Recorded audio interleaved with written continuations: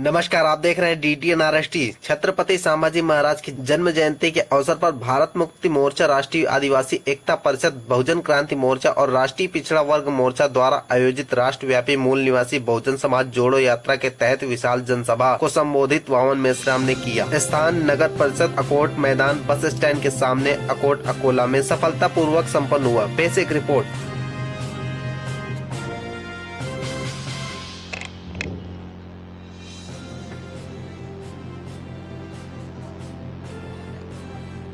जय मूल निवासी साथियों, आज भारत मुक्ती मोर्चा, राष्ट्रीय आदिवासी एकता परिषद तसेच बहुजन क्रांती मोर्चा, राष्ट्रीय पिछड़ा वर्ग मोर्चा छत्रपति संभाजी महाराज जयंती अवसर पर अभिवादन रैली, विशाल जनसभा अकोट येथे संपन्न होत आहे। सर्वांना जय मूल निवासी।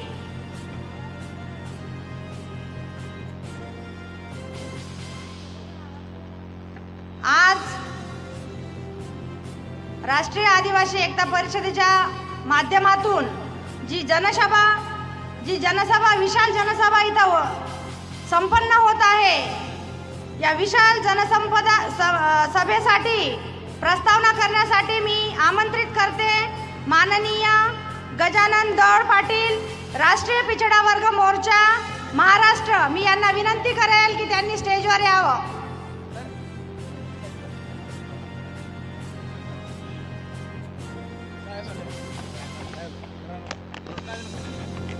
मेश्राम साहब, आप संघर्ष करो, हम तुम्हारे साथ हैं। मेश्राम साहब, आप संघर्ष करो, हम तुम्हारे साथ हैं। बोल 85, जय मूल निवासी, बोल 85, जय मूल निवासी। एकाच पर्व, बहुजन सर्व, एकाच पर्व, बहुजन सर्व।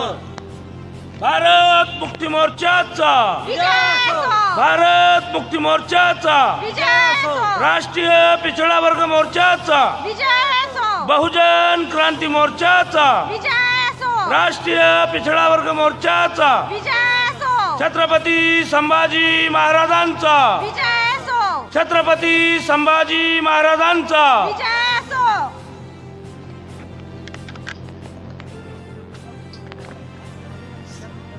माननीय पुरुषोत्तम भाऊ खांडवाळे, राष्ट्रीय आदिवासी एकता परिषद सरांना मी विनंती करतो की त्यांनी विचार मंचावर यायचं आहे। सन्माननीय पुरुषोत्तम खांडवाळे यांनी विचार मंचावर यावं। यानंतर सन्माननीय गजानन दौड पाटील, राष्ट्रीय पिछड़ा ओबीसी मोर्चा महाराष्ट्र सरांनी यावं आणि आपले मत या ठिकाणी मांडावं।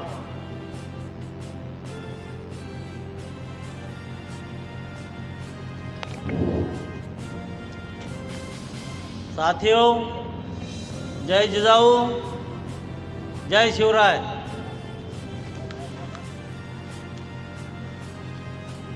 भारत मुक्ती मोर्चा, राष्ट्रीय आदिवासी एकता परिषद, बहुजन क्रांती मोर्चा, राष्ट्रीय पिछड़ा वर्ग मोर्चा या सामाजिक आणि देशव्यापी संघटनेच्या माध्यमातून आज छत्रपती शिवाजी महाराज छत्रपती संभाजी महाराज यांच्या जयंतीनिमित्त आज इथं आपण जमलेलो आहोत। आजच्या सभेचे उद्घाटक माननीय दिलीप भाऊ बोचे, शिवसेना उपजिल्हा प्रमुख अकोट विधानसभा, या सभेचे विशेष अतिथी म्हणून माननीय गजानन कोरे सर, संस्थापक अध्यक्ष बहुजन राष्ट्र निर्मिती प्रशासकीय अकॅडमी अमरावती। आजच्या सभेचे अध्यक्ष माननीय वामन मेश्राम साहेब आणि उपस्थित असलेल्या मूल निवासी बांधवांनो, आज स्वराज्य रक्षक संभाजी महाराज यांच्या जयंतीनिमित्त त्यांना प्रथम मी अभिवादन करतो। साथियों, आज जे विषय आहेत हे विषय आहेत जानवरों की गिनती करना मगर ओबीसी की जाति आधारित जनगणना न करना। यह कांग्रेस बीजेपी के द्वारा ओबीसी का सबसे बड़ा अपमान है। ये एक गंभीर चर्चा। दूसरा विषय है छत्रपति संभाजी महाराज की हत्या के बाद महाराष्ट्र में मुगलई की बजाय पेशवाई कैसे आई, एक चिंतन। तीसरा विषय है नक्सलवाद के नाम पर आदिवासियों को नरसंहार करना, यह शासक जातियों का गंभीर षड्यंत्र है, इस पर एक चर्चा। चौथा विषय हमारे मुस्लिम भाइयों के लिए है वक्फ बिल असंवैधानिक है। यह बिल अनुच्छेद 14, 25, 26 का गंभीर उल्लंघन है, इस पर एक चर्चा। साथियों, 1949 को तथाकथित आज़ादी के बाद ब्राह्मणों का भारत पर नियंत्रण हुआ और उसके बाद बौद्ध गया विहार अधिनियम 1950 BTMC एक्ट बनाकर ब्राह्मणों का महाबोधि विहारों पर कब्जा करवाया, एक गंभीर चिंतन। साथियों,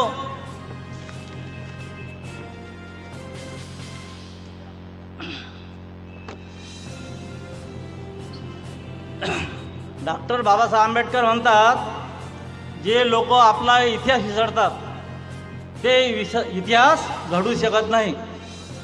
आपण महापुरुषांची जयंती साजरी का करतो, त्यांची पुण्यतिथी जयंती साजरी का करतो? कारण महापुरुषांनी आम्हा मूल निवासीसाठी संघर्ष करीत असताना त्यांना कोणत्या कोणत्या लोकांनी मदत केली, ते कार्य करत असताना आमच्यासाठी त्यांना कोण मदत केली, त्यांना कोणत्या लोकांनी त्रास दिला, ही माहिती वर्तमानातील लोकांना व्हावी आणि इतिहासात ज्या लोकांनी आमच्या महापुरुषासोबत षड्यंत्र केले वर्तमानात त्यांच्यापासून सावधान राहण्याकरता आपण महापुरुषांची जयंती साजरी करतो। छत्रपती संभाजी महाराजांची हत्या झाल्यानंतर महाराष्ट्रात मोगलाई यायला पाहिजे होती, कारण आम्हाला सांगितलेलं आहे की छत्रपती संभाजी महाराजची हत्या मोगलांनी केली। मग महाराष्ट्रात मोगलाई का आली नाही? महाराष्ट्रात पेशवाई आली, पेशवाई आली म्हणजे ब्राह्मणाचं राज आलं, याचा अर्थ छत्रपती संभाजी महाराज यांना ब्राह्मणांनी मारलं। साथियो, गोपीनाथ मुंडेचं जर उदाहरण घेतलं आपण, गोपीनाथ मुंडे हे महाराष्ट्राचे मुख्यमंत्रीपदाचे दावेदार होते। दिल्लीमध्ये त्यांना ॲक्सिडेंट करण्यात आला आणि मुख्यमंत्री कोण झालं? देवेंद्र फडणवीस झाले। याचा अर्थ काय? याचा अर्थ मुंडेच्या याच्यात ॲक्सिडेंटमध्ये त्यांचा हात होता। साथियो, केंद्र सरकार ओबीसीची जनगणना करीत नाही। आम्ही 2009 पासून भारत मुक्ती मोर्चाच्या माध्यमातून आम्ही 2009ला जयपूरला अधिवेशन घेतलं होतं आणि त्या अधिवेशनात ओबीसीची जाती आधारित जनगणना झाली पाहिजे या विषयावर दिवसभर चर्चा केली आणि त्यानंतर जिल्हा तालुका गाव पातळीवर ओबीसीची जनगणना झाली पाहिजे यासाठी आम्ही अधिवेशनं लावले, मिटिंगा घेतल्या। त्याचा परिणाम 2011ला आम्ही रामलीला मैदानावर लाखोंच्या संख्येने उपस्थित झालो आणि तिथे विषय लावला ओबीसीची जाती आधारित जनगणना झाली पाहिजे आणि सर्व जातीची जनगणना झाली पाहिजे। याचा परिणाम असा झाला की नरेंद्र मोदी साहेबांना RSSला प्रधानमंत्री बनावा लागले। हे संघटनेची शक्ती आहे। साथियो, सरकार आमची जर जनगणना केली ओबीसीची तर ओबीसीची परिस्थिती काय आहे माहीत होतं। ओबीसीच्या जागा जे आहेत ते कोणी घेतल्यात याची माहिती आहे ओबीसीला होणार आहे। ओबीसीचे न्यायाधीश किती आहेत, ओबीसीचे उपराष्ट्रपती जे सचिवालय आहे त्या सचिवालयामध्ये 49 जागा आहेत। 49 जागापैकी ओबीसी लोकसंख्येच्या हिशोबाने 19च्या जनगणनेनुसार 25 लोक असायला पाहिजेत। त्यांच्या जागा 4च आहेत, बाकी जागा कोणी घेतल्या ही माहिती समाजाला व्हावं नाही यासाठी सरकार ओबीसी जनगणना करत नाही. आम्ही 2009 पासून जर जनगणनेचा विषय लावलेला आहे. आज सरकार म्हणते की आम्ही ओबीसीची जनगणना करतो. याचं श्रेय कोणाला देत आहे? याचं श्रेय राहुल गांधीला देत आहेत. साथी हो, राहुल गांधीच्या पूर्वजांनी पंडित जवाहरलाल नेहरूपासून त्यांनी आमची जनगणना केली नाही. हा आमचा भारत मुक्ती मोर्चाचा विजय आहे, परंतु मीडिया दाखवत नाही आहे. साथी हो,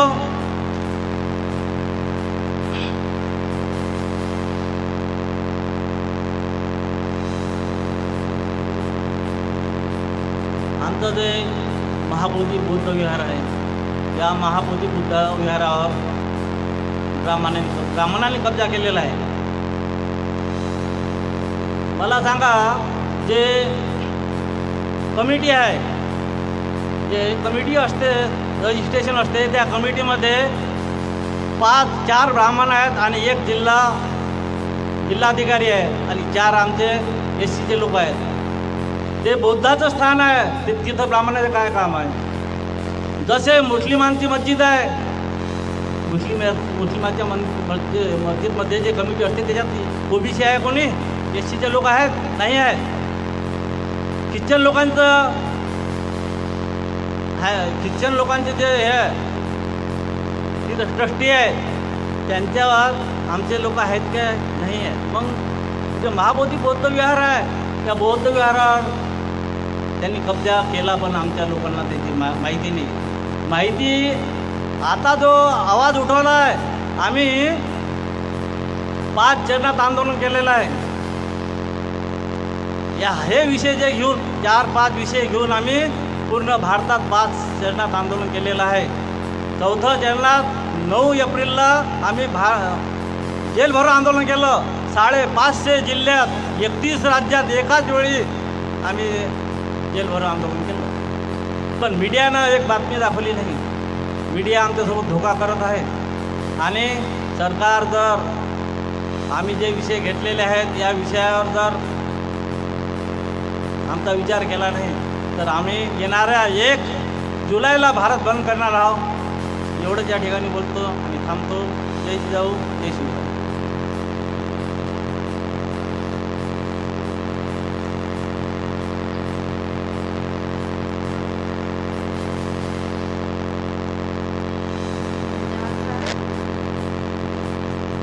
पुरुषोत्तम खंडेराव खंडवाळे, राष्ट्रीय आदिवासी एकता परिषद यांनी सुद्धा स्टेजवर उपस्थित राहायचं आहे.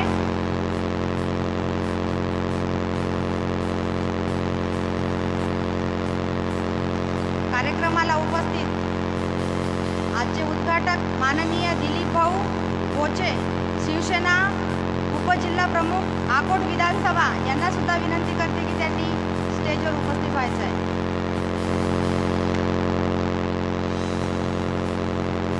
यानंतर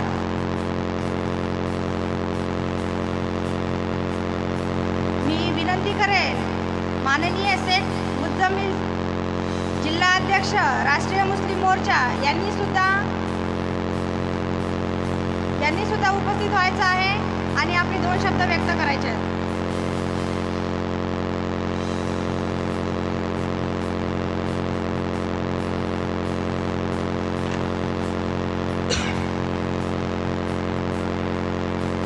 काटे, महात्मा ज्योतिबा फुले, छत्रपती शिवाजी महाराज, माँ जिजाऊ, माँ रमाई, माँ सावित्री, माँ फातिमा शी, हजरत टीपू सुल्तान, सभी मूल्यवासी महापुरुषों को मैं नमन करता. साथियों, भारत मुक्ति मोर्चा, राष्ट्रीय आदिवासी एकता परिषद, बहुजन क्रांति मोर्चा, राष्ट्रीय पिछड़ा वर्ग मोर्चा के माध्यम से छत्रपति संभाजी महाराज की जयंती का अवसर पे ये प्रोग्राम रखा गया है. तो जितने भी मेरे भाई बहनें और मावे आए, सबों का मैं आभार करता. और पहले मेरी तबीयत ख़राब होने की वजह से मैं ज़्यादा बात नहीं कर सकता.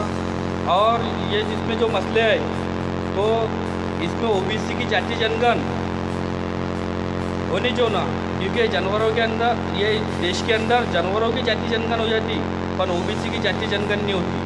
और छत्रपति शिवाजी महाराज की अगर मुगलों ने हत्या करे तो पेशवाई कैसे क्या आई, और जो आदिवासियों भी जुल्म हुआ तो उनको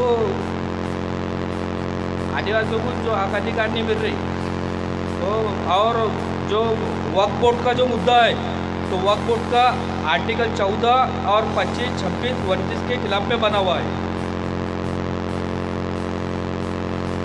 और जो बौद्धों गया में जो माबूदी महाविहार है तो उसके अंदर ब्राह्मणों का कब्जा कैसा, जैसा मुसलमानों की जो मस्जिद है तो उस पर मुसलमान है, जैसा गुरुद्वारा है तो गुरुद्वारे के अंदर सिख है, जैसा चर्च है चर्च के अंदर ईसाई लोग हैं, जैसा माबूदी महाविहार के अंदर ब्राह्मण कैसे। सब चर्चा करेंगे और मैं तुमने मेरी बात सुने सबों का मैं आभार। और एक शेर के साथ में मेरी बात ख़त्म करता हूँ। शेरनी की नस्लें कभी शियार पैदा नहीं करती, शेरनी की नस्लें कभी शियार पैदा नहीं करती।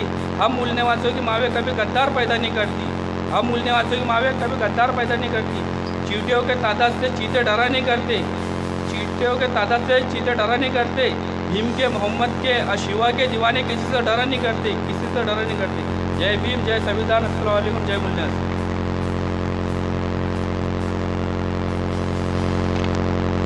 मी विनंती करेल अमोल गुडके सर यांनी स्टेजवर उपस्थित व्हायचं आहे।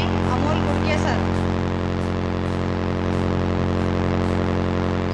यानंतर कार्यक्रमाचे उद्घाटक माननीय दिलीप भाऊ बोचे, शिवसेना उपजिल्हा प्रमुख अकोट विधानसभा यांना विनंती करेल की त्यांनी या कार्यक्रमाचे उद्घाटन करावे।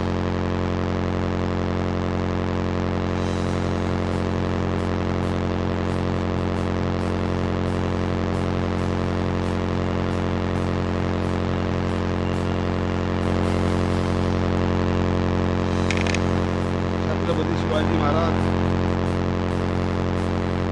डॉक्टर बाबासाहेब आंबेडकर, महात्मा ज्योतिबा फुले या महामानवाला मी अभिवादन करतो।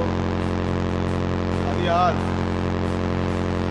धर्मवीर छत्रपती संभाजी महाराज यांच्या जयंतीनिमित्त आज आपल्या अकोटात भारत मुक्ती मोर्चा, राष्ट्रीय आदिवासी एकता परिषद, बहुजन क्रांती मोर्चा यांच्या वतीनं आज छत्रपती संभाजी महाराजांची जयंती साजरी होत आहे।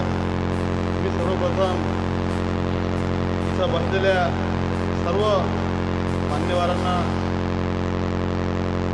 अभिवादन करतो आणि तुमचे अभिनंदन करतो की आज आपण आपल्या या भारत मुक्ती मोर्चाद्वारे दाखवून दिलं की छत्रपती शिवाजी महाराज, संभाजी महाराज, डॉक्टर बाबासाहेब आंबेडकर हे कोणत्या एका समाजाचे नाही आहे, हे सर्व धर्माचे, सर्व समाजाचे आदर्शस्तंभ आहेत। आज इथं उपस्थित ज्यांचं मी नेहमी फक्त भाषण आणि लेख ऐकतो असे सर्वांचे मार्गदर्शक श्री वामन मेश्राम साहेब तुमच्या एवढा अभ्यास माझा नाही आहे, तुम्ही खूप गाड्या अभ्यासक का प्रत्येक विषयावर तुमचा खूप सखोल अभ्यास आहे, मी तुमची काही, परंतु तुमच्या कार्यक्रमाला मला इथं उद्घाटन करून बोलवलं, मी त्याकरता सर्व इथं जे आयोजक मंडळी आहे सर्वांचे मी इथं मनपूर्वक आभार मानतो। व्यासपीठावर उपस्थित आमचे माझे सहकारी मित्र जे नगर परिषदमध्ये 20-25 वर्षापासून आम्ही सोबत काम करत आहोत, या अकोट नगरपालिकेचे उपाध्यक्ष दिवाकरराव गवई, धीरजभाऊ शिरसाट त्यांनी मला इथं विशेष आमंत्रण दिलं व सर्व व्यासपीठावर सर्व सन्माननीय व्यासपीठ आज संपूर्ण भारतात आणि आपल्या महाराष्ट्र राज्यात संभाजी महाराजांची जयंती मोठ्या उत्साहात होत आहे। परंतु खेद हे आहे की आपल्या मराठी माणसाला जेव्हा एखादा हिंदी डायरेक्टर पिक्चराच्या माध्यमातून छत्रपती संभाजी महाराजांना दाखवतो तेव्हा आपल्याला संभाजी महाराज जाग येतात. ही खूप दुर्दैवी आहे की आपल्याला आपल्या जे वीर पुरुष आहेत त्यांचा या समाजासाठी या धर्मासाठी त्याग आहे त्यांची कुठलीच माहिती नाही आहे. एक हिंदी डायरेक्टर पिक्चर बनवतो, नंतर छत्रपती संभाजी महाराज कोण आहेत आपल्याला समजतात. अनेक कादंबऱ्यामध्ये, अनेक ग्रंथामध्ये, अनेक मोठ्या मोठ्या पुस्तकामध्ये या सर्व आज जे पिक्चरात आपण पाहत आहोत संभाजी महाराजचं जे संपूर्ण जीवन चरित्र आहे हे जे या पिक्चरच्या माध्यमातून दाखवलं त्या पिक्चरात काहीच दाखवलं नाही. अरे तुम्ही विचार करा, शिवाजी महाराजांचे, डॉक्टर बाबासाहेब आंबेडकरांचे, संभाजी महाराजांचे किती उपकार आहेत आपल्या धर्मावर. मला दाखवा डॉक्टर बाबासाहेब आंबेडकरच्या नावानं कुठं जागा आहे महाराष्ट्रात की 100 एकर 20 एकर जमीन आहे. छत्रपती शिवाजी महाराजांच्या नावानं दाखवा की कुठं 50 एकर 20 एकर जमीन आहे. अरे भगतसिंगच्या नावानं दाखवा या देशात, राजगुरूच्या नावानं दाखवा याच्या नावानं काय प्रॉपर्टी आहे. वयाच्या 16व्या वर्षी यानं मरण पत्कारलं, परंतु आपली इमानदारी आणि इज्जत नाही सोडली. खरोखर आपण भाग्यवान आहोत. आपण या महाराष्ट्रात जन्मलो. आपल्या महाराष्ट्रात किती मोठे मोठे विद्वान त्यागी लोक होऊन गेले, याची आपल्याला कदर नाही आहे. परंतु ही जी मंडळी जर बसलेली आहे व्यासपीठावर, बेशराम साहेब तुमच्या माध्यमातून तुम्ही खरोखर आदिवासी समाजासाठी नेहमी लढता. तुम्ही आधारस्तंभ आदिवासी आणि बहुजन समाजाचं तुमचं कार्य खूप मोठं आहे. परंतु लोकांना सत्ता पाहिजे, पैसा पाहिजे. तिथं सत्ता आहे, पैसा आहे, तिथं लोक हजारोनं गर्दी करतात. एखादा टपरा नेता आला की लोक घरदार सोडून, सारे कामं सोडून तिथं ऐकायला येतात. परंतु जो समाजासाठी झटते, लोकांसाठी झटते, त्याच्यासाठी लोकांना वेळ नाही आहे. परंतु आपण इथं साहेब इथं आठवड्यात आला, मी तुमचे पुन्हा इथं अभिनंदन करतो. आणि मला इथं उद्घाटनासाठी सर्व तुम्ही जो मान सन्मान दिला, मी तुमचे सर्वांचे इथं आभार मानतो. आणि कार्यक्रमाचे उद्घाटन झालं असे लिस्ट जाहीर करतो. जय हिंद, जय महाराष्ट्र.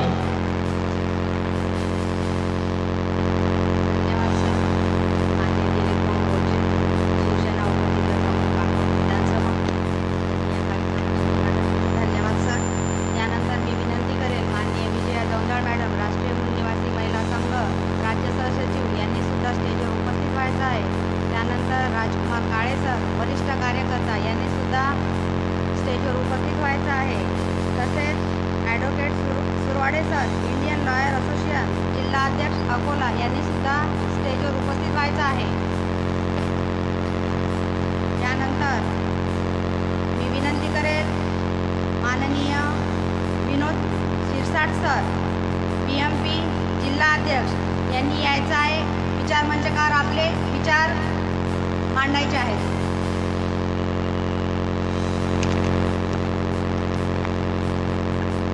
साथियो, सर्वप्रथम या राजाच्या जयंतीनिमित्त आपण सर्वजण इथं या विशाल जनसभेसाठी उपस्थित झालो.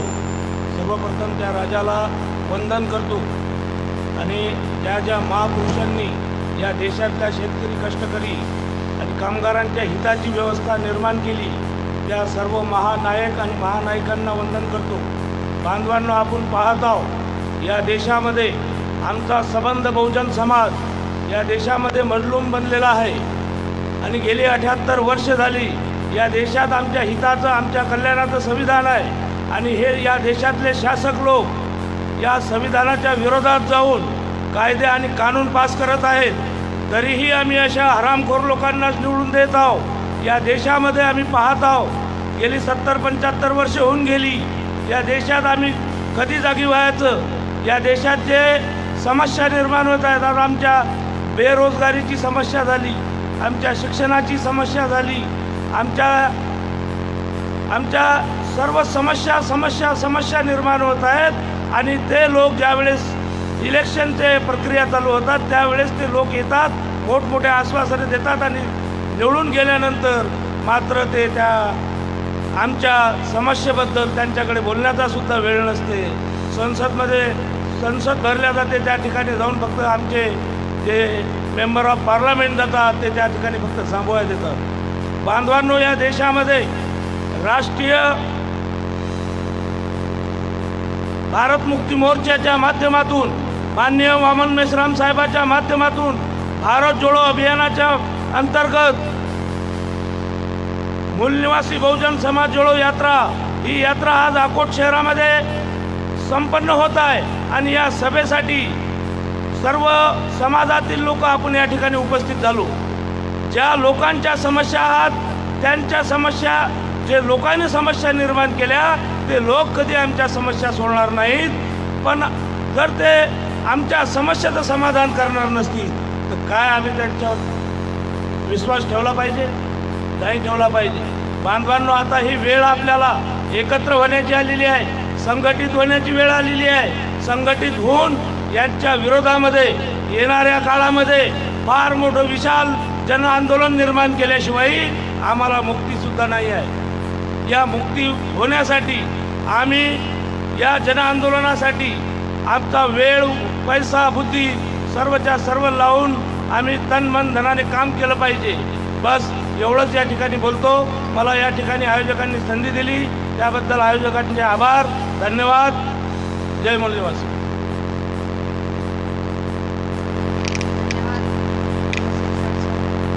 यानंतर मी विनंती करेन माननीय राजकुमार काळे सर, वरिष्ठ कार्यकर्ता बामसेफ यांनी स्टेजवर यायचं आहे.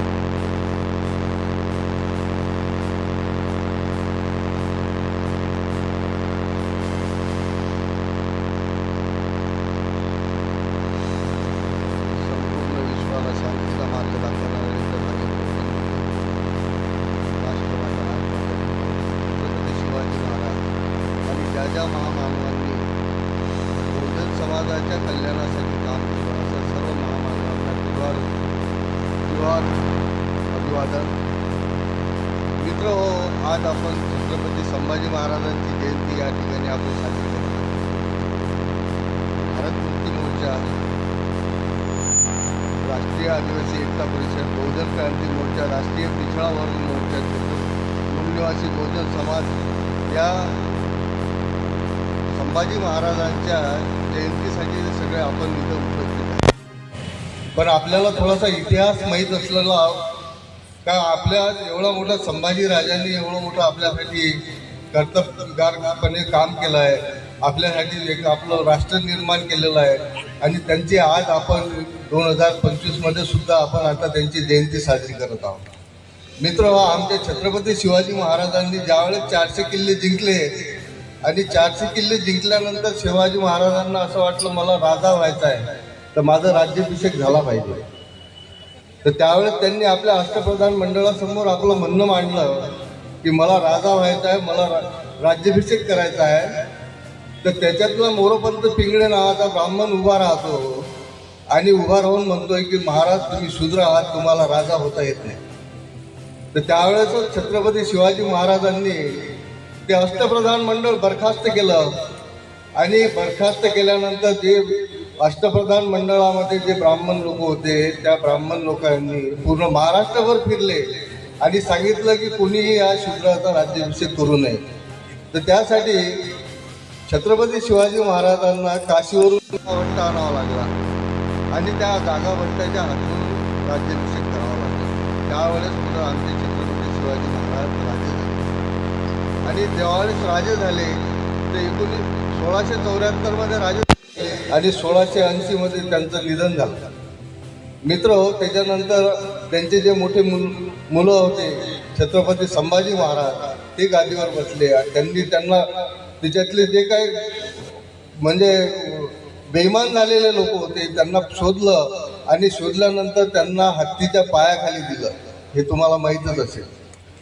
तर अशा प्रकारचा आमच्यावरती अन्याय त्यावेळेस सुद्धा होते, आजही सुद्धा आपल्यावरती अन्याय सुरू आहे.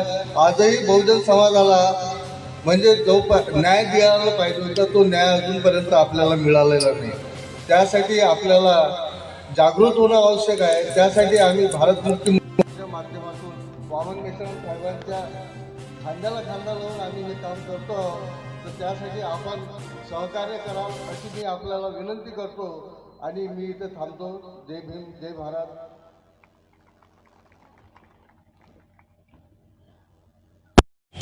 धन्यवाद सर. मी यानंतर विनंती करेल माननीय अमोल कुडके सर, जिल्हाध्यक्ष उपाध्यक्ष बामसेब अकोला यांना विनंती करेल की त्यांनी आपले मनोगत व्यक्त करायचे. सर्वप्रथम सर्वांना जय मूल निवासी. आज आपण संभाजी महाराज जयंतीनिमित्त इथे एकत्रित आलो आहोत. तर सर्व महापुरुषांना विनम्र अभिवादन करतो आणि विचार मंचावर उपस्थित सर्व मान्यवर आणि माझ्या समोर बसलेले सर्व बंधू भगिनी यांना मी नमस्कार करून पुढे माझे 2 शब्द व्यक्त करण्यासाठी विचार मंचावर उपस्थित मान्य वामन मेश्राम साहेब यांची परवानगीने मी 2 शब्द आपल्यासमोर मांडू इच्छितो. अकोला येथे जेव्हा राष्ट्रीय मूलनिवासी बहुजन कर्मचारी संघ ही एक संघटना आपण स्थापन केली, तेव्हा मला असं मी 2च गोष्टीला प्रत्येक भाषणामध्ये सांगितलं की आपल्या काही लोकांना बहुजन या शब्दाविषयी सर्वात पहिले तर कन्फ्युजन आहे.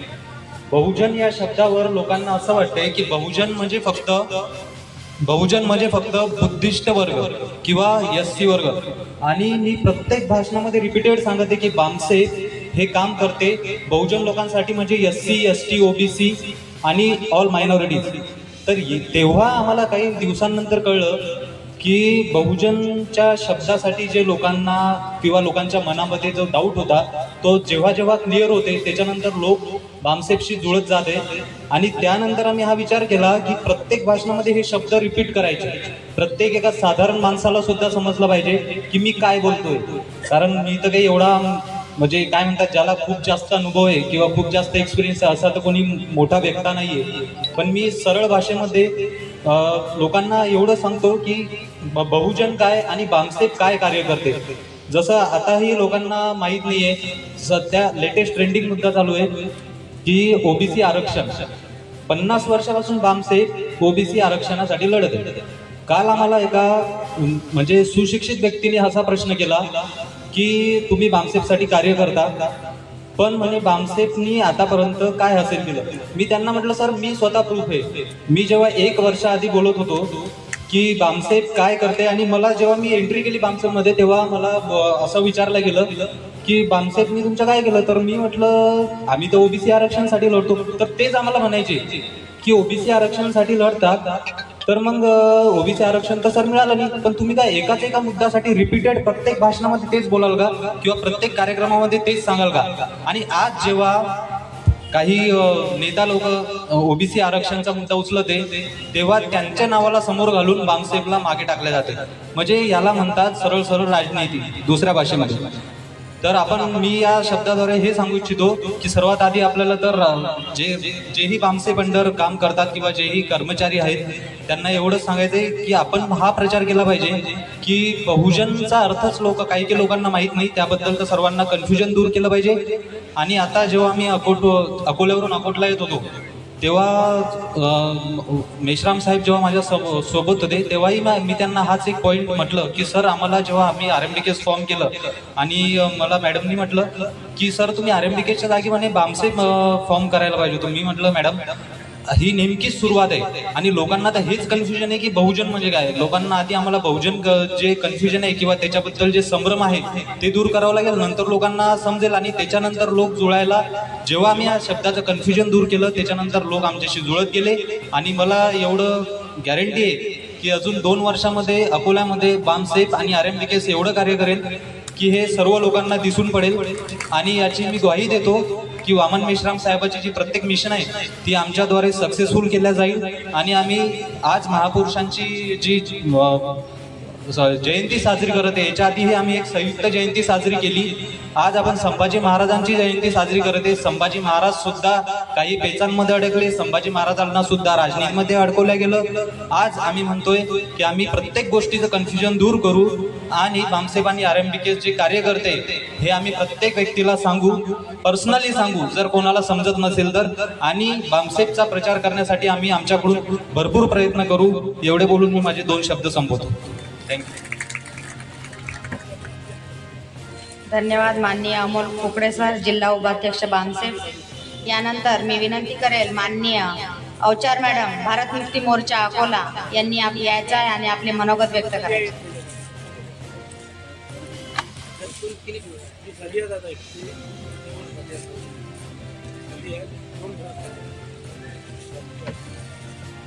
सर्वप्रथम ज्या ज्या महापुरुषांनी आणि महानायकांनी आपले संपूर्ण आयुष्य बहुजन समाजाला स्वतंत्र, समता, बंधुता आणि न्याय मिळवून देण्यासाठी खर्ची घातले, त्या सर्व महापुरुषांना आणि महानायकांच्या विचारांना आणि कार्याला मी प्रथमतः त्रिवार अभिवादन करते. विचार मंचकावर बसलेले कार्यक्रमाचे अध्यक्ष माननीय वामन मेश्राम साहेब, जे राष्ट्रीय अध्यक्ष बामसेफ नई दिल्ली आहेत, यांचे सुद्धा या ठिकाणी स्वागत करते आणि उपस्थित मान्यवरांचे सुद्धा या ठिकाणी स्वागत करते. आणि गावोगावावरून आलेले सर्व माझे बंधू आणि भगिनींनो, आपले या ठिकाणी सर्वांचे स्वागत करते. साथियो, भारत मुक्ती मोर्चा, राष्ट्रीय आदिवासी एकता परिषद, बहुजन क्रांती मोर्चा आणि राष्ट्रीय पिछड़ा वर्ग मोर्चा यांच्या अंतर्गत चलो गाव की ओर चलो बूथ की ओर विशाल जनसभेचे आयोजन करण्यात आलेले आहे.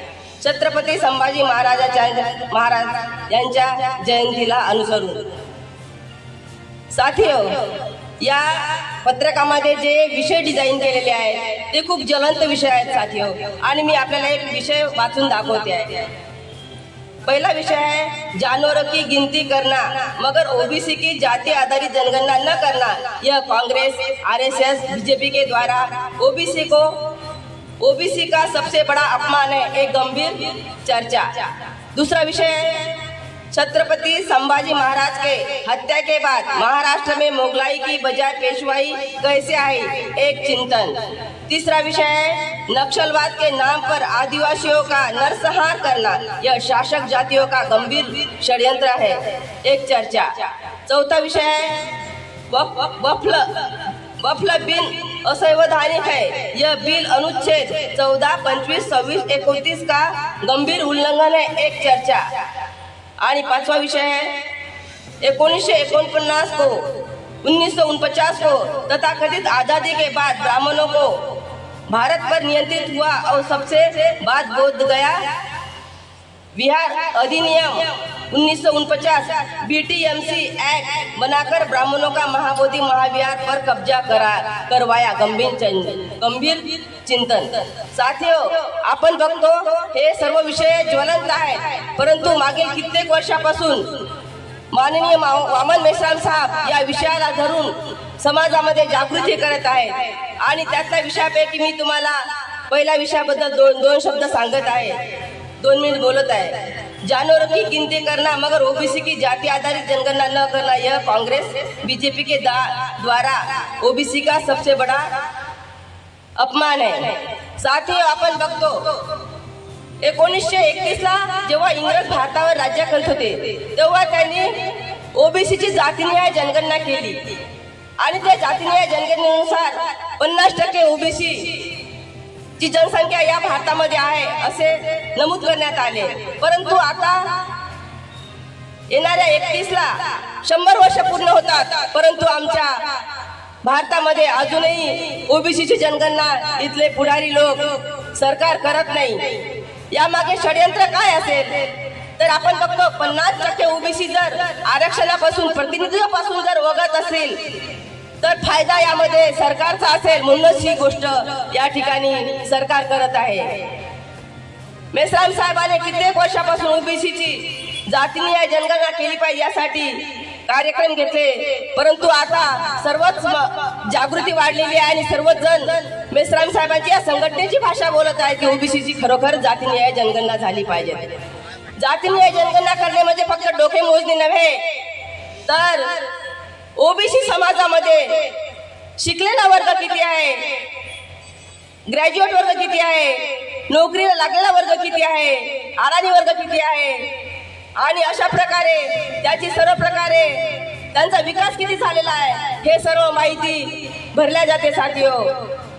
परंतु त्यांचा विकासच होऊ नये, कारण ओबीसीचे आपण बघतो भारताचे जेव्हा बिल बनवला जाते त्यावेळेस ओबीसीचा जर विकास करायचा असेल तर त्यांच्या नावावर अकाउंटवर पैसा टाकला जातो, त्यांच्या विकासासाठी जो पैसा टाकला जातो, परंतु ओबीसीचे अकाउंटच या ठिकाणी बनवलेले नाही साथीयो. ओबीसीला हिंदू म्हणून ब्राह्मण त्यामध्ये घुसपेट करतो आणि ब्राह्मणच्या नावावरच ते ओबीसीचे अकाउंट जमलेले आहे. त्यामुळे त्यांचा विकास इथे त्या ठिकाणी थांबलेला आहे. हे आमच्या ओबीसी बांधवांनी लक्षात घेतले पाहिजे आणि मोठा संघर्ष केला पाहिजे. आपण बघतो जर विकास करायचा असेल, समजा एखाद्या स्त्रीच्या घरी जर पाहुणे येत असतील आणि तिला जर त्या लोकांना पोटभर जेव घालायचे असेल तर तिला सांगितलं जाते पाहुणे येतात स्वयंपाक बनवून ठेव. मग स्वयंपाक बनवायचा तर किती लोकांचा बनवायचा, ती काय करते आकडा विचारते, लोकांचा आकडा विचारते, कारण लोकांचा आकडा विचारल्यानंतर ती स्वयंपाकाला लागते. परंतु या ठिकाणी आमच्या ओबीसीचा आकडाच नाही. त्यामुळे आकडा नसल्यामुळे त्या ओबीसी लोकांचे विकास होणे शक्य नाही. म्हणून हा जो मुद्दा या ठिकाणी घेतलेला आहे, या मुद्द्याला धरून जागृती होणे खूप गरजेचे आहे आणि आमच्या ओबीसी बांधवांनी या संघटनेला 701 दिला पाहिजे. एवढे बोलते आणि थांबते. या ठिकाणी आयोजकांनी मला बोलण्याची संधी दिलेली आहे. धन्यवाद. जय भीम, जय मूल निवासी. धन्यवाद माननीय औचार मॅडम, भारत मुक्ती मोर्चा. यानंतर मी विनंती करेल माननीय आशिष भाऊ गायकवाड, RMBKS हेल्थ विंग जिल्हा महासचिव, राष्ट्रीय ख्रिश्चन मोर्चा जिला अकोला यांना विनंती करेल त्यांनी स्टेजवर या. आपसे भी यहाँ पर विनती करता हूँ कि हमें बुद्धिस्ट इंटरनेशनल नेटवर्क की ओर से महाबोधि मुक्ति आंदोलन का इसके बाद का प्रोग्राम बनाने की अनुमति दे दीजिए. इसी आशा और विश्वास के साथ मैं अपनी बात यहाँ पर पूरी करता हूँ. धन्यवाद. जय भीम, नमो बुद्धाय.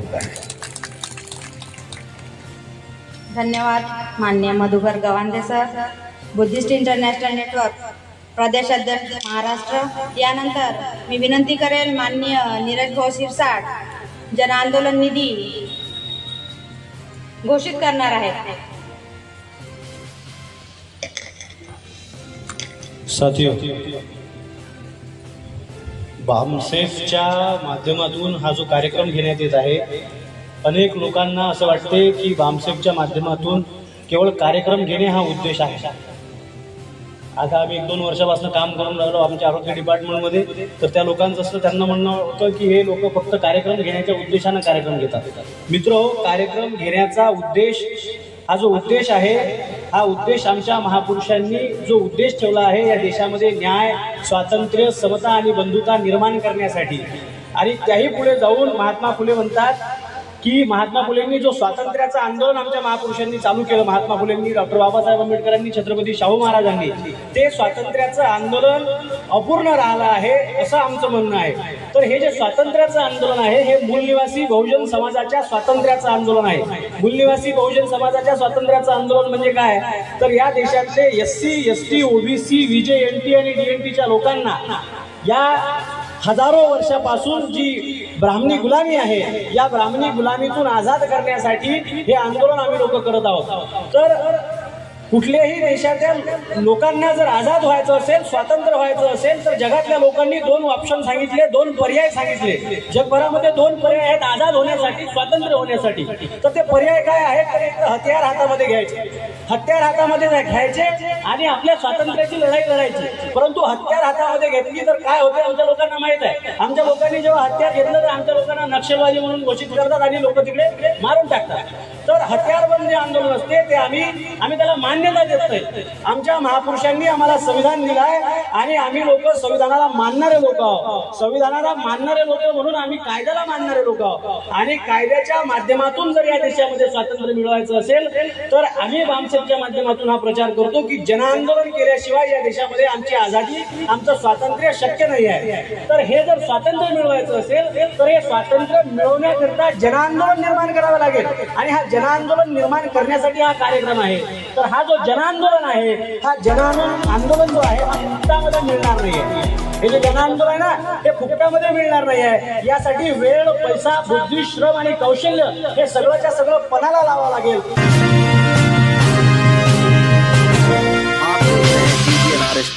खर्च करावा लागेल. लागेल तेव्हा कुठे आमच्या समाजाला आम्ही लोक आझाद करू शकू, स्वातंत्र्य करू शकू. तर हा जो जनांदोलन निर्माण करण्याचा कार्यक्रम आहे, याच्यामध्ये सगळ्यात महत्वाचा रिसोर्स असते तो म्हणजे पैसा. पैशाशिवाय काही करता येत नाही. असं म्हणतात की पैशाचं सोंग सोडून सारे सोंग करता येतात. पैशाचं आणि माणसाची सोंग. आता माणसं नसते तर कार्यक्रम शक्य झाला नसता. तर पैशाचं आणि माणसाचं सोंग त्याच्याशिवाय कुठलाही सोंग करता येत नाही, दोन सोंग करता येत नाही. तर हा कार्यक्रम यशस्वी करण्याकरता ज्या ज्या लोकांनी साथ सहयोग केला त्या लोकांचं मी नावं घेतो. सर्वप्रथम आरोग्य विभाग RMB केअर्स, यामध्ये अमोल भाऊ कुडके यांनी समोर आलं पाहिजे. 35,000 रुपये यांनी समाजामध्ये फिरले आणि समाजामधून हा जो कार्यक्रम आहे हा कार्यक्रम यशस्वी करण्याकरता त्यांनी प्रयत्न केला. तर 35,000 रुपये जमा केले. हे 35,000 रुपये मेश्राम साहेबांना जनआंदोलन निर्माण निधी म्हणून देण्याकरता मी आमंत्रित करतो. अमोल कुडके, धीरज वानखडे, पुरुषोत्तम इंगळे सर, त्याच्यानंतर Ashish Gaikwad, Rashmi Shende madam, Priyanka Kamble madam, Umesh Ramteke sir, लवकरात लवकर या स्टेजच्या जवळ या पटापट. आशिष तायडे सर, अभिषेक बांगर, संकेत सदांशिव, सतीश चोतमल. माननीय वामन मेश्राम साहेब यांना 35,000 रुपये आरोग्य विभाग, राष्ट्रीय मूलनिवासी बहुजन कर्मचारी संघ, या आरोग्य विभाग अकोला याच्या मार्फत 35,000 रुपये समजले. फोटो पाहिला.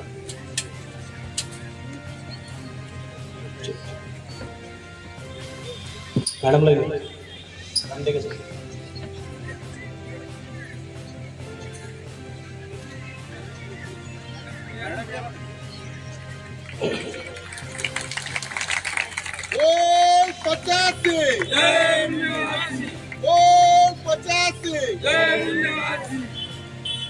मेश्राम साहेब संघर्ष करो, हम तुम्हारे साथ हैं. यानंतर राष्ट्रीय मूलनिवासी महिला संघ या संघटनेच्या मार्फत 5,000 रुपये जनआंदोलन निर्माण निधी देण्याकरिता माननीय विजया जंजाळ मॅडम आणि माननीय वंदना अवचार मॅडम यांनी लवकरात लवकर स्टेजवर यावे आणि माननीय वामन मेश्राम साहेब यांना 5,000 रुपये जनआंदोलन निर्माण निधी द्यावा.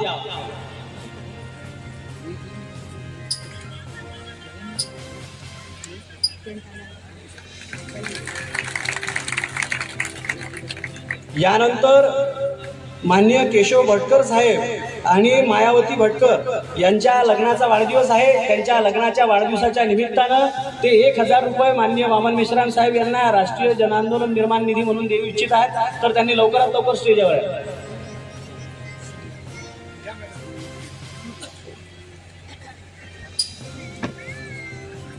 या पटापट या.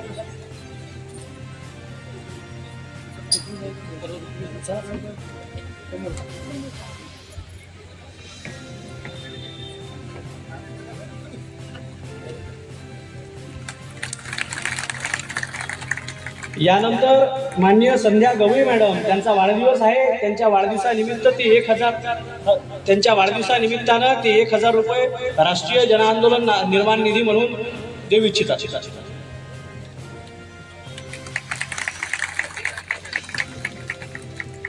यानंतर राष्ट्रीय मूलनिवासी बहुजन कर्मचारी संघ, कंत्राटी कामगार युनियन, पारस औष्णिक विद्युत केंद्र हे जी संघटना आहे या संघटनेमार्फत 4,000 रुपये जनआंदोलन निर्माण निधी माननीय वामन मेश्राम साहेब यांना सुपूर्द करतील. लवकरात लवकर या.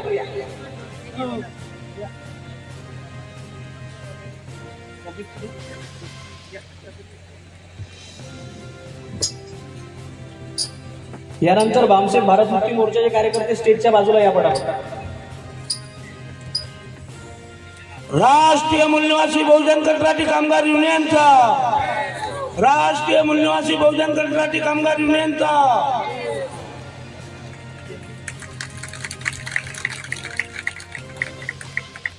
यानंतर भारत मुक्ती मोर्चा बामसेफचे कार्यकर्ते माननीय सिद्धार्थ भगत साहेब, रहीम शेख साहेब, Shyam Avchar sir, Suresh Tayde sir, advocate Janjal साहेब, ॲडव्होकेट सुरवाळे साहेब, माननीय विनोद शिरसाट साहेब, शेख मुजम्मिल साहेब, रेहमत भाई, त्यानंतर Gajanan Dod sir, Ram Digar sir, Raju Wankhade sir, Sarang Nikhade sir, Ravi Sardar sir, त्याच्यानंतर SN सेगावकर सर हे 50,000 रुपये राष्ट्रीय जन आंदोलन निर्माण निधी म्हणून माननीय वामन मेश्राम साहेब यांना देतील.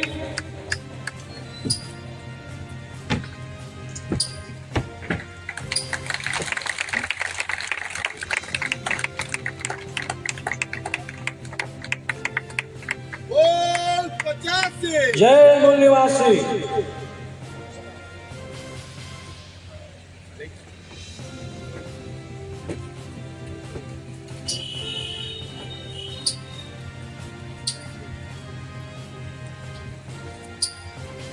धन्यवाद साथियो.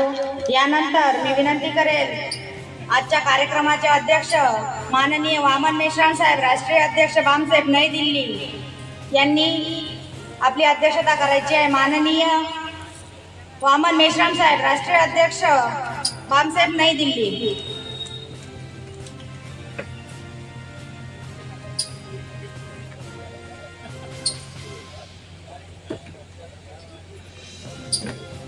हेलो साथियों, भारत मुक्ति मोर्चा, राष्ट्रीय आदिवासी एकता परिषद, बहुजन क्रांती मोर्चा, राष्ट्रीय पिछड़ा वर्ग मोर्चा या सर्व संघटनांच्या माध्यमातून छत्रपती संभाजी महाराज यांच्या जयंतीनिमित्त ती अभिवादन रॅली आयोजित करण्यात आलेली आहे.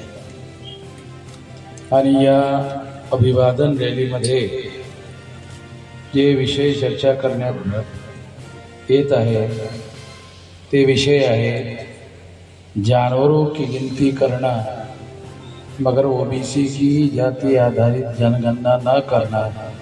ये कांग्रेस, आरएसएस, बीजेपी के द्वारा ओबीसी का सबसे बड़ा अपमान है. एक गंभीर चर्चा. दूसरा विषय है छत्रपति संभाजी महाराज की हत्या के बाद महाराष्ट्र ने मुगलाई के बजाय पेशवाई कैसे आई, एक चिंतन. नक्सलवाद के नाम पर आदिवासियों का नरसंहार करना शासक जातियों का गंभीर षड्यंत्र है, एक चर्चा. चौथा, वक्फ बिल असंवैधानिक है. यह बिल अनुच्छेद 14, 25, 26, 29 का गंभीर उल्लंघन है, एक चर्चा. 1949 को तथाकथित आज़ादी के बाद ब्राह्मणों का भारत पर नियंत्रण हुआ और उसके बाद बोध गया बिहार अधिनियम 49 PTMC एक्ट बनाकर ब्राह्मणों का महाबोधि महाविहार पर कब्जा करवाया गया, एक गंभीर चिंतन. ऐसे 5 विषय चर्चा करने के लिए रखे गए हैं. साथियों,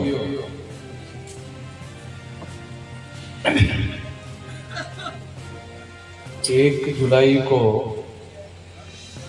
हम लोगों ने भारत बंद करने का ऐलान किया है. उसकी तैयारी करने के लिए सारे देश भर में कार्यक्रम आयोजित किए जा रहे हैं. और ये जो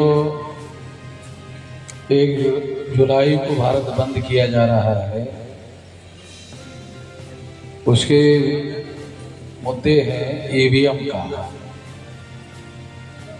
और दूसरा मुद्दा है ओबीसी की जाति आधारित गिनती का. तो ईवीएम के संबंध में हमारे लोगों को बहुत कम जानकारी है. साथियों, हमारे देश में आजकल चुनाव ईवीएम मशीन से हो रहे हैं. पहले चुनाव बैलेट पेपर पर होते थे, अभी ईवीएम मशीन से हो रहे हैं. जब ये मामला सुप्रीम कोर्ट में गया तो सुप्रीम कोर्ट ने, जो संवैधानिक कोर्ट है और संविधान की व्याख्या करके फैसले देने का अधिकार है। तो सुप्रीम कोर्ट ने 8 अक्टूबर 2013 को ये फैसला दिया कि ईवीएम मशीन के द्वारा फ्री, फेयर एंड ट्रांसपेरेंट चुनाव नहीं हो सकता। फ्री यानी मुक्त चुनाव नहीं हो सकता है, भ्रष्टाचार मुक्त चुनाव नहीं हो सकता। फेयर यानी निष्पक्ष चुनाव नहीं हो सकता। ट्रांसपेरेंट यानी पारदर्शी चुनाव नहीं हो सकता। ये निर्णय सुप्रीम कोर्ट ने दिया और सुप्रीम कोर्ट संविधान के द्वारा निर्माण की हुई सबसे बड़ी अदालत है।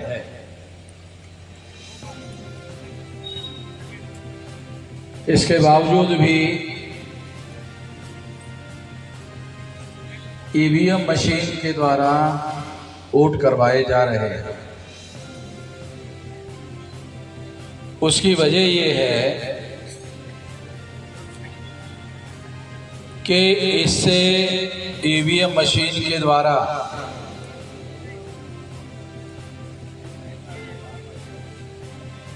जो वोटों का घोटाला किया जाता है और घोटाला करके चुनाव जीता जा सकता है। 8 अक्टूबर 2013 को सुप्रीम कोर्ट ने ये कहा। जब सुप्रीम कोर्ट ने ये कहा तो ये दोबारा ऐसा ईवीएम मशीन के द्वारा चुनाव नहीं करवाया जाना चाहिए था। इसके बावजूद भी ये हो रहा है। ईवीएम मशीन से फ्री, फेयर एंड ट्रांसपेरेंट चुनाव नहीं हो सकता। जब कांग्रेस ने ईवीएम मशीन को लाने का काम किया तो लालकृष्ण आडवाणी भारतीय जनता पार्टी के सबसे बड़े लीडर हुआ करते थे। उन्होंने इसका विरोध किया। विरोध करने की वजह से ये मामला सारे देश की जनता के सामने आ गया। सभी लोगों को मालूम हो गया कि ईवीएम में कोई गड़बड़ी है, अन्यथा लोगों को मालूम नहीं हो रहा था।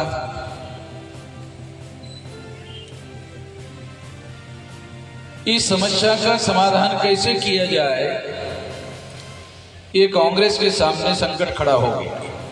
इसलिए कांग्रेस ने क्या किया, कांग्रेस ने भारतीय जनता पार्टी के साथ में समझौता किया, आरएसएस के साथ समझौता किया और समझौता करके ये तय किया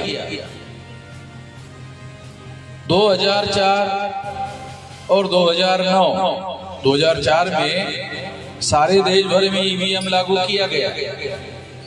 तो 4 से 9 तक कांग्रेस ने देश भर में राज किया। फिर 9 से 14 तक दोबारा राज किया।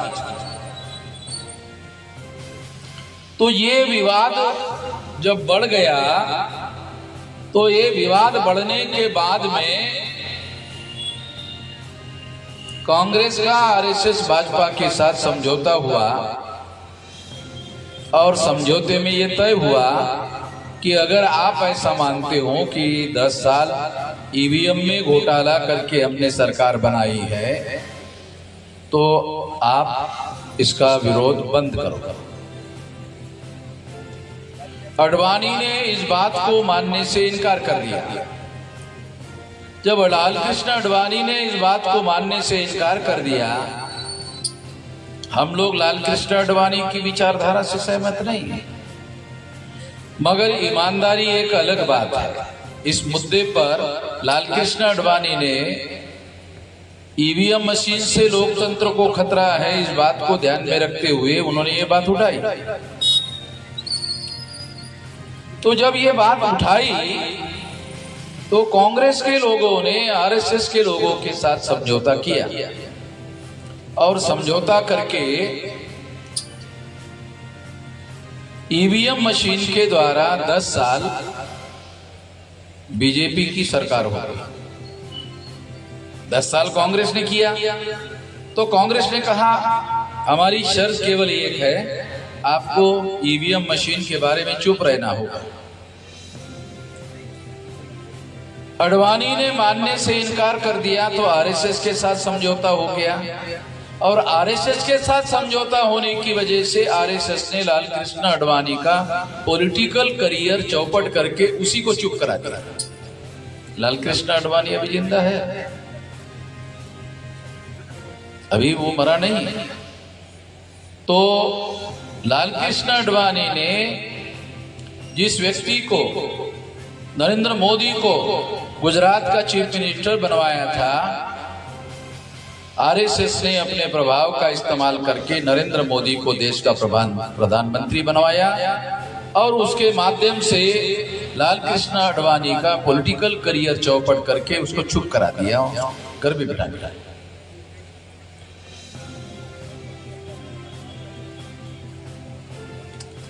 आप लोगों को शायद ये पता होगा कि भारतीय जनता पार्टी बहुत बड़ी पार्टी नहीं थी, मगर लाल कृष्ण अडवाणी ने जब राम रथ यात्रा निकाली तो इस वजह से ये पार्टी बहुत बड़ी पार्टी हो गई। और उसी के बाद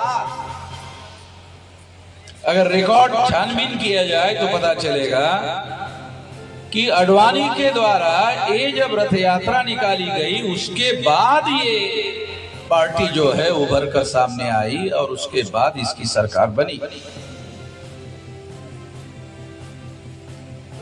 मगर आज ईवीएम मशीन के मुद्दे पर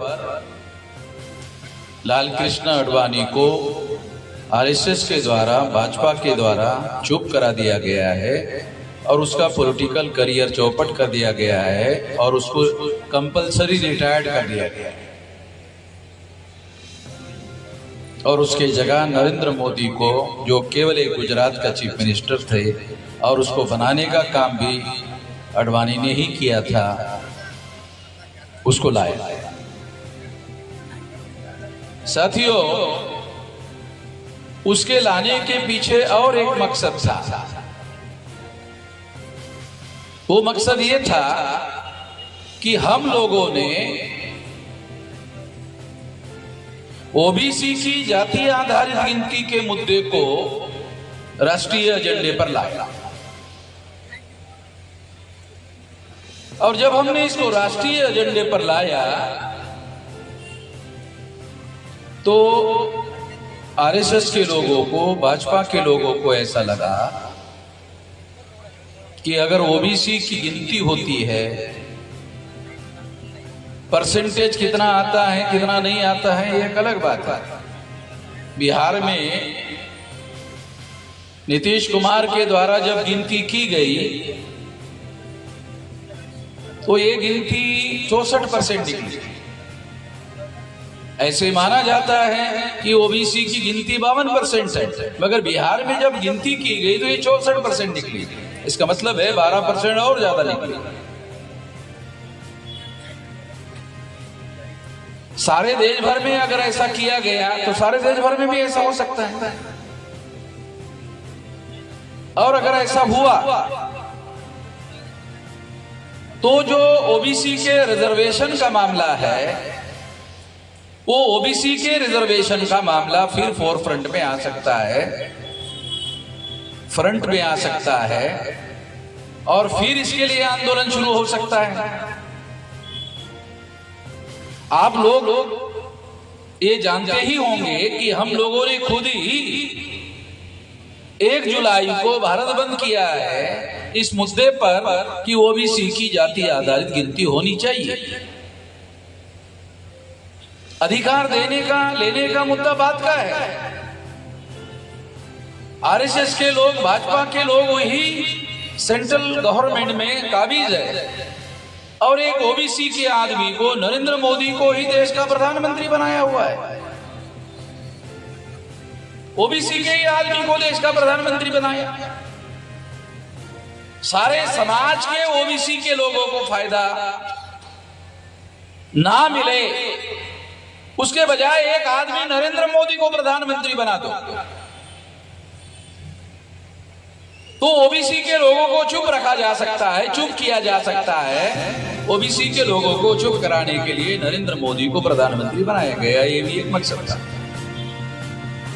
मगर हम लोगों ने जब नरेंद्र मोदी को ओबीसी की जातीय आधारित गिनती को रोकने के लिए प्रधानमंत्री बनाया, इसी बात को हमने इशू बनाया और इसी बात को लेकर जनता में लेकर गए और सारे देश भर में जागरण चलाया। तो 1 जुलाई को अभी हम लोग ओबीसी की जातीय आधारित गिनती के मुद्दे पर भारत बंद कर उसके तैयारी के लिए ये आज की मीटिंग रखी गई। तो इसलिए साथियों, ये जो मुद्दा है ओबीसी की जातीय आधारित गिनती का मुद्दा, ये बहुत महत्वपूर्ण और मौलिक मुद्दा है, क्योंकि देश के 52% लोग और गिनती करने के बाद अगर 64% निकलते हैं और 64% लोगों के साथ अगर अन्याय होता रहेगा तो फिर तो ग्रॉस इनजस्टिस यानी सबसे बड़ा अन्याय होता रहेगा, चलता रहेगा। जब ओबीसी की जातीय आधारित गिनती होती है तो सरकार के रिकॉर्ड में ओबीसी का रिकॉर्ड आता है, और अगर रिकॉर्ड नहीं आता है तो आरएसएस भाजपा को इन लोगों को, ओबीसी के लोगों को हिंदू हिंदू हिंदू हिंदू हिंदू कहने का मौका मिलता है, प्रचार करने का मौका मिलता है। ये ओबीसी के लोग कौन है? ये हिंदू है। ये ब्राह्मणों को पूछो, भाई ये जो हिंदू धर्म है जिसको आप हिंदू धर्म कहते हो, उस धर्म का धर्म ग्रंथ कौन है? तो हिंदू का जो धर्म ग्रंथ है वो लोग बताते हैं कि वेद है, श्रुति है, स्मृति है, पुराण है, रामायण है, महाभारत है, गीता है, वो ऐसा बताते हैं। इस हिसाब से अगर देखा जाए तो ये सारे धर्म ग्रंथों में एक और मौलिक बात लिखी हुई है, वो है वर्ण धर्म। ब्राह्मणों के धर्म के बहुत सारे नाम हैं, उसका महत्वपूर्ण नाम वर्ण धर्म है और इसका ओरिजिनल नाम ब्राह्मण धर्म है। आजादी मिलने के पहले तक ब्राह्मण धर्म शब्द प्रयोग में आया था और शब्द प्रयोग में चल रहा था। अंग्रेजों के समय में सारे रिकॉर्ड अवेलेबल है, मगर जब ये नाम सामने आया, ब्राह्मणों का नाम सामने आया, तब ब्राह्मणों को ऐसा लगा कि अब ये आजादी का आंदोलन चल रहा है और आजादी का आंदोलन चल रहा है, आजादी मिलेगी। अगर आजादी मिल गई तो सभी लोगों को संविधान में बराबरी का अधिकार मिल जाएगा और सभी लोगों को बराबरी का अधिकार मिलेगा तो सबको बराबरी में वोट का अधिकार मिलेगा। दुनिया का इतिहास अगर अध्ययन करो तो पता चलता है दुनिया में जो वोट का अधिकार है वो 2 लोगों को मिलता था। एक टैक्स देने वाले लोगों को, दूसरा पढ़े लिखे लोगों को। तो 2 कसौटियों के आधार पर जो SC ST OBC के लोग हैं तो इनको तो पढ़ने लिखने पर ही पाबंदी है। दूसरा संपत्ति रखने के अधिकार पर ब्राह्मण धर्मशास्त्रों के अनुसार पाबंदी। दोनों के दृष्टि से ये लोग टैक्स पेयर नहीं हो सकते, तो इन लोगों को वोट के अधिकार से पूरी तरह से समाप्त करने के षड्यंत्र के तहत ये 2 कसौटियां रखी गई। एक टैक्स पेयर होना चाहिए और एक पढ़ा लिखा होना चाहिए। जब बाबा साहब आम्बेडकर को संविधान लिखने का मौका मिला तो बाबा साहब आम्बेडकर ने देखा कि ये दो कसौटियों के आधार पर तो हमारे लोगों को वोट का अधिकार नहीं मिलेगा। इसलिए बाबा साहब आम्बेडकर ने इन कसौटियों को आधार बनाने से इनकार कर दिया और रद्द कर दिया। ये जो कसौटियां है, पढ़े लिखे होने की कसौटी और टैक्स पेयर की कसौटी को रद्द कर दिया और एक नई कसौटी बनाई, एडल्ट फ्रेंचाइज, प्रौढ़ मताधिकार। प्रौढ़ मताधिकार का क्या मतलब है? अगर बच्चा पैदा हो गया, लड़का हो या लड़की हो, अगर वो 21 साल का हो गया या हो गई तो उसको वोट का अधिकार मिलेगा। उसका पढ़ा लिखा होना जरूरी नहीं, उसका टैक्स पेयर होना जरूरी नहीं, उसका केवल 21 साल का होना जरूरी। और इसके आधार पर 26 जनवरी 1950 को जो संविधान लागू हुआ, उस संविधान में एडल्ट फ्रेंचाइज, एडल्ट अंग्रेजी शब्द है एडल्ट, तो उसको हिंदी में कहते हैं प्रौढ़ मताधिकार। तो ये एडल्ट फ्रेंचाइज लागू किया गया और हर प्रौढ़ व्यक्ति को वोट का अधिकार बहाल किया गया और ये घोषित किया गया कि प्रौढ़ कौन होगा? जिसकी उम्र 21 साल होगी। तो इस तरह से एक ही कलम से इस देश में विधानसभा में जहां कानून बनाया जाता है, लोकसभा में जहां कानून बनाया जाता है, वहां चुनकर जाने वाला कोई भी आदमी हमारे वोटों के सपोर्ट के बगैर चुनकर नहीं जा सकता। अगर हम उसको चुनकर नहीं भेजते हैं तो चुनकर नहीं जा सकता। तो इस तरह से हमारे लोगों को वोट के अधिकार के द्वारा बाबा साहब आम्बेडकर के द्वारा SC ST OBC के लोगों को शासन करती जमात बनाने का काम किया। हमारे बहुत कम लोगों को ये बात समझ में आती है कि वोट का अधिकार नहीं है। वोट के अधिकार में 2 अधिकार शामिल है। वोट का अधिकार नहीं है। वोट के अधिकार में 2 अधिकार शामिल है। एक अधिकार, बैठने दो, शांति से बैठने दो, सुनने के लिए बैठने दो। साथियों, वोट के अधिकार में 2 अधिकार शामिल है, एक शासक बनने का, एक शासक चुनने का। ध्यान रखो, क्योंकि सब लोगों को कोई बताता नहीं है। ये जो हम बता रहे हैं कोई बताता नहीं। कांग्रेस वाले ने कभी नहीं बताया, बीजेपी वाला ने कभी नहीं बताया। एक शासक बनने का और एक शासक चुनने का 2 अधिकार। तो हमारे लोगों को क्या समझ में आया? शासक बनने का तो हजारों सालों से शासन करना तो हमारे बाप दादा ने कभी काम किया नहीं। देश में शासन चलाने का काम तो उन लोगों ने किया, हजारों सालों से वही शासक बन के रहे हैं। तो हमारे लोगों ने क्या सोचा? शासक बनना हमारा काम नहीं। तो शासक बनने के लिए वोट के अधिकार का उपयोग हमारे लोगों ने छोड़ दिया और क्या किया? शासक चुनने का ध्यान रखा। और उन्होंने क्या, हमारे लोगों ने दूसरे लोगों को शासक चुनने का काम लाइन लगाकर करते रहे। हर चुनाव में ग्राम पंचायत से लेकर लोकसभा तक सबसे ज्यादा संख्या हमारे लोगों की है, SC ST OBC माइनॉरिटी की 85% 100 में। तो ये 85% लोग लाइन लगाते हैं और लाइन लगाकर दूसरे लोगों को शासक चुनते हैं। शासक बनने का अधिकार और शासक चुनने का अधिकार तो हमारे लोगों ने माना शासक बनना तो हमारा काम नहीं है। हमारे लोगों ने क्या सोचा? शासक चुनने का अधिकार। ठीक है, दूसरे लोग हजारों सालों से शासक बने हुए हैं, उन्हीं में से किसी को शासक चुना जाएगा। तो चुनने के अधिकार का हमारे लोगों ने उपयोग किया, जबकि बाबा साहब आम्बेडकर ने शासक चुनने के लिए और शासक बनने के लिए वोट के अधिकार में 2 अधिकार शामिल है। हमारे लोगों ने चुनने का उपयोग किया, बनने का उपयोग नहीं किया। अगर बनने का उपयोग करते तो हमारे देश के हुक्मरान हो गए।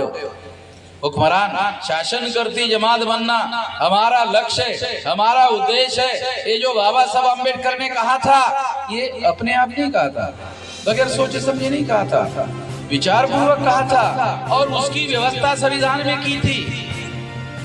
ये सारी व्यवस्था संविधान में करने के बावजूद भी हमारे लोगों को ये बात समझ में नहीं आई और 75 साल हो गए, अभी 25 साल के बाद 100 साल हो जाएंगे, अभी तक ये बात समझ में नहीं आई हमारे लोगों को।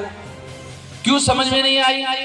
तो हमारे समाज के जो पढ़े लिखे लोग हैं, उन पढ़े लिखे लोगों ने जो अनपढ़ लोग हैं, उन लोगों को समझाने का काम नहीं किया।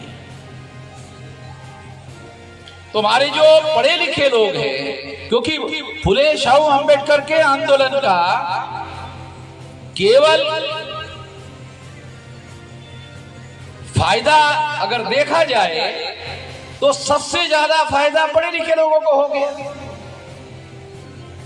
यानी पढ़ाई लिखाई से नौकरी मिल गई, आरक्षण मिल गया, वजीफा मिल गया और न जाने और तमाम प्रकार के अधिकार मिल गए। अभी हमारे अनुसूचित जाति जनजाति पिछड़े वर्ग के कई जिलों के जिलाधिकारी हैं, वो इसी वजह से कई मंत्री हैं और ये सारे अधिकार उसी वजह से मिले। ये जानकारी ना होने की वजह से और ये समझदारी ना होने की वजह से हम लोग इस अधिकार का शासक बनने के लिए उपयोग और प्रयोग नहीं कर रहे। तो हम लोगों ने योजना बनाई, प्लान बनाया। मैं जब 19 साल की उम्र का था तब से अभी मेरी उम्र 67 चल रही है, तो राउंड अबाउट 50 साल हो गए। 50 साल से देश भर में घूम रहा हूं और 19 साल की उम्र से अभी 67 यानी 50 साल से टोटल जो स्टेट है 36 में से बांग्लादेश के बॉर्डर पर और ब्रह्मदेश के बॉर्डर पर जो 4 स्टेट है, अगर वो छोड़ दिए जाए तो सारे देश के 32 राज्यों के 625 जिलों में हमने ये संगठन बनाया। इतना बड़ा संगठन बनाया, विशाल संगठन बनाया। बाबा साहब अम्बेडकर ने कहा था, शिक्षित बनो, संगठित हो जाओ, संघर्ष करो। तो इतना बड़ा संगठन, विशाल संगठन हमने बनाया और विशाल संगठन बनाकर अभी 9 अप्रैल को सारे देश भर में जेल भरो आंदोलन किया। सारे देश भर में 32 राज्यों में हम लोगों ने जेल भरो आंदोलन किया। ये छोटा मोटा संगठन नहीं है महाराष्ट्र के लेवल का, ये महाराष्ट्र के जैसे 32 राज्य हैं और 625 जिलों में फैला हुआ संगठन है। छोटा मोटा संगठन नहीं है और करोड़ों रुपए का निधि लोग देते हैं, जैसे अभी आज भी आप लोगों ने दिया, ऐसा सारे देश भर में देते हैं। और वो सारा निधि राष्ट्रव्यापी आंदोलन निर्माण करने के लिए लगाया जाता है ताकि हमारा राष्ट्रव्यापी आंदोलन निर्माण हो सके। तो हम लोगों ने इतना बड़ा विशाल संगठन और संगठन के आधार पर विशाल आंदोलन निर्माण किया हुआ है। उसी के तहत 9 अप्रैल को जेल भरो आंदोलन कराया। उसी के तहत इतने विशाल संगठन के द्वारा 1 जुलाई को भारत बंद करवाया जा रहा है। भारत बंद कोई मजाक का विषय नहीं है, कॉमेडी का विषय नहीं है।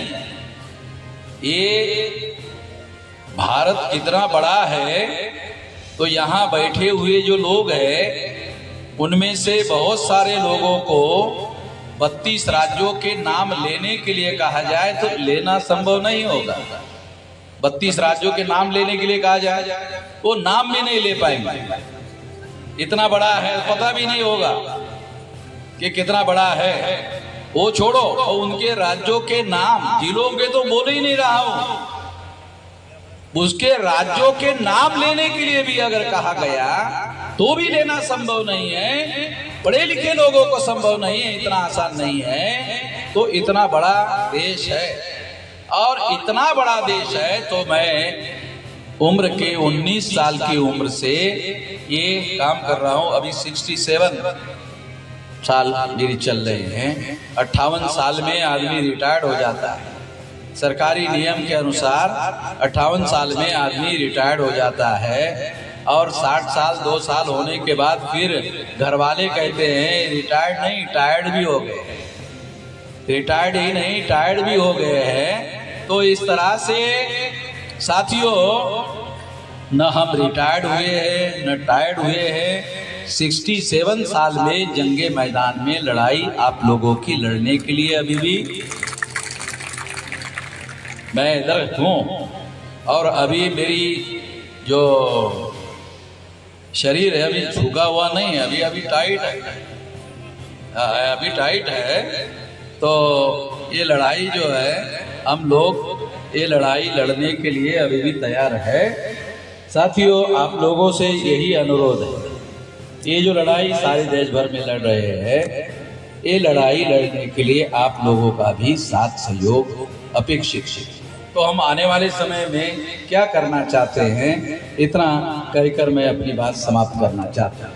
साथियों, 2030 तक अभी 25 चल रहा है, 25, 26, 27, 28, 29, 30, 6 साल में हम लोग प्लान बना रहे हैं 6 लाख गांवों का संगठन खड़ा करना। 6.5 लाख गांव है जो बामसेफ से पढ़े लिखे लोगों का संगठन हमने बनाया। तो एक पढ़े लिखे आदमी को बिठाकर समझाते थे, तमाम उसके सवालों के जवाब देते थे, फिर 6 महीने के बाद दोबारा देते थे क्योंकि वो भूल जाता था। ये इस तरीके से संगठन बनाया, बहुत लंबा समय लगाया। मगर मासेस का संगठन बनाने के लिए एक एक आदमी को समझाने की जरूरत नहीं है। इसलिए हम लोगों ने दूसरा तरीका अपनाया, आंदोलन। अभी इस मुद्दे पर जैसे ओबीसी की जाति आधारित गिनती का मुद्दा है और ईवीएम मशीन का मुद्दा है जो वोटों की चोरी करने के लिए बनाया गया है। तो ईवीएम मशीन है, ये वोटों की चोरी करने के लिए बनाया गया। और सुप्रीम कोर्ट ने खुद कहा कि ये machine free, fair end transparent चुनाव नहीं करवा सकती। तो इसलिए अभी भी ये लड़ाई सुप्रीम कोर्ट में भी चल रही है, हम लड़ रहे हैं और मैदान में भी लड़ रहे हैं। क्योंकि ईवीएम मशीन की वजह से हमारा वोट का जो अधिकार है वो 0 हो गया, क्योंकि ईवीएम में जाकर गायब हो जाता है। वोट का अधिकार ईवीएम में जाकर गायब हो जाता है, या ईवीएम में जाकर वो दूसरों के नाम पर कन्वर्ट हो जाता है। ये टेक्नोलॉजी है, ये टेक्नोलॉजी है। और टेक्नोलॉजी के अनुसार ये मशीनों में जाकर इसको बदला जा सकता है, क्योंकि ये टेक्नोलॉजी है। टेक्नोलॉजी के आधार पर मान लो आपने बटन दबाया तो आपको दिखाई देता है, वो भी टेक्नोलॉजी की वजह से दिखाई देता है। उसी टेक्नोलॉजी की वजह से मशीन में जाने के बाद आपका वोट किसी और के नाम पर ट्रांसफर हो जाता है। तो टेक्नोलॉजी है। इसलिए ईवीएम मशीन से फ्री, फेयर एंड ट्रांसपेरेंट चुनाव नहीं हो सकता। तो हम लोगों के ये जो इतने वोट हैं, इतने ज्यादा वोट हैं, 85% वोट है, ईवीएम में जाके गायब हो जाते हैं। तो 0 हो गया। ईवीएम असली गुनहगार। तो इसलिए ईवीएम के विरोध में और भारत बंद, ओबीसी की जाति आधारित गिनती के मुद्दे पर भारत बंद करने का ऐलान किया गया है। उसके तैयारी के लिए हम लोग सारे देश भर में घूम रहे हैं। आप लोगों को अपने इलाके में भारत बंद करना है तो क्या करना होगा? तो आप लोगों को अकोला जिले के सारे गांवों में फील्ड वर्क करो। फील्ड वर्क करते वक्त ध्यान रखो कि मीटिंगें आप ओबीसी की जो बस्तियां है वहां करो। ओबीसी के लोगों को जाके समझाओ। आंदोलन करने वाली समितियों का गठन करो, निर्माण करो। मुद्दा ओबीसी का होगा और लड़ाई केवल अनुसूचित जाति जनजाति के लोग ही करें तो सफलता नहीं मिलेगी। ओबीसी के लोगों की कमेटियां होनी चाहिए, तो ये कमेटियां बनाओ।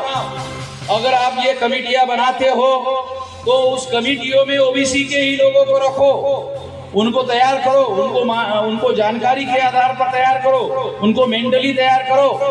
तो इस तरह से ओबीसी के अंदर नेतृत्व निर्माण हो। अगर ओबीसी के अंदर नेतृत्व निर्माण हुआ तो वो आरएसएस भाजपा का पिछलग्गू नहीं होगा। अगर आरएसएस भाजपा का पिछलग्गू होगा तो आरएसएस और भाजपा के लोग ओबीसी का इस्तेमाल ओबीसी के ही लोगों के विरोध में करेंगे। जैसे अभी मोदी को प्रधानमंत्री तो बनाया, मगर ओबीसी की गिनती करने के लिए रोक लगा के रखा है। देश का प्रधानमंत्री ओबीसी है, मगर ओबीसी की ही गिनती करने के लिए उसको रोका हुआ है। अरे अधिकार तो मोदी के ही पास है, फिर मोदी क्यों नहीं फैसला कर रहा है? क्योंकि मोदी को भारतीय जनता पार्टी ने प्रधानमंत्री बनाया और भारतीय जनता पार्टी ओबीसी की पार्टी नहीं है, तो ब्राह्मणों की पार्टी है।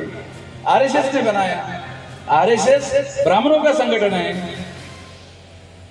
तो आरएसएस अगर ब्राह्मणों का संगठन है तो ब्राह्मण लोग अपने ही विरोध में काम करने के लिए किसी को अधिकार थोड़ी देंगे। इसलिए नरेंद्र मोदी को ओबीसी की जाति आधारित गिनती रोकने के काम पर लगाया हुआ है। इसलिए इस मुद्दे को हमने भारत बंद का मुद्दा बनाया। हम कोई मोदी के नियंत्रण में तो है नहीं। मोदी के नियंत्रण में भारत हो सकता है, मगर नरेंद्र मोदी के नियंत्रण में वामन मेश्राम नहीं है।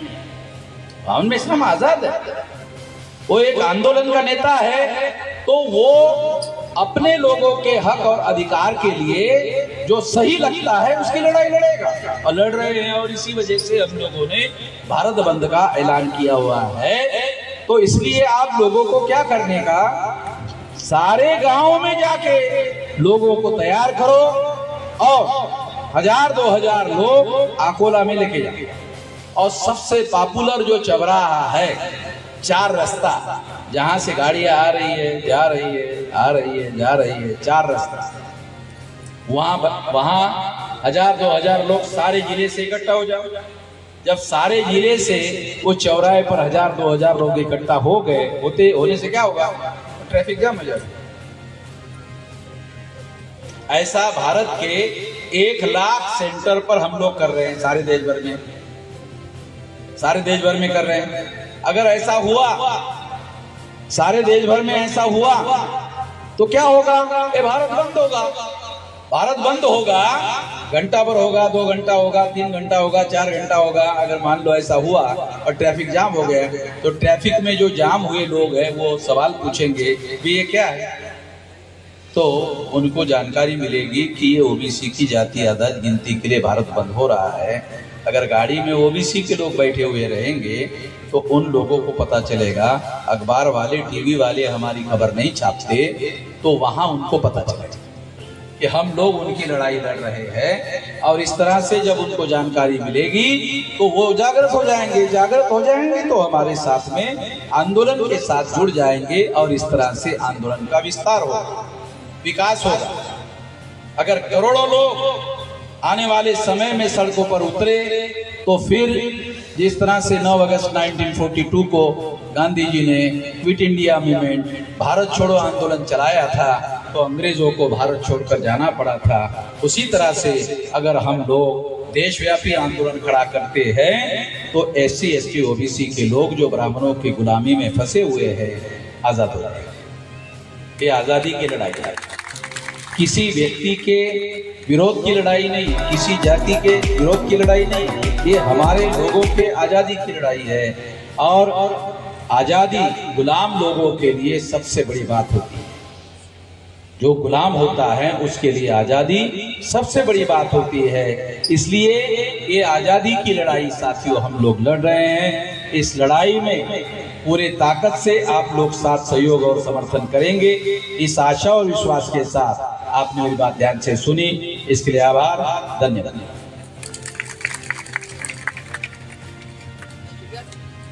धन्यवाद माननीय वामन मेश्राम साहेब। राष्ट्रीय अध्यक्ष बामसेफ नई दिल्ली यानंतर शेवटचा टप्पा म्हणजे आभार प्रदर्शन। यासाठी मी आमंत्रित करते माननीय जयसिंग गायकवाड सर, तालुका अध्यक्ष भारत मुक्ती मोर्चा।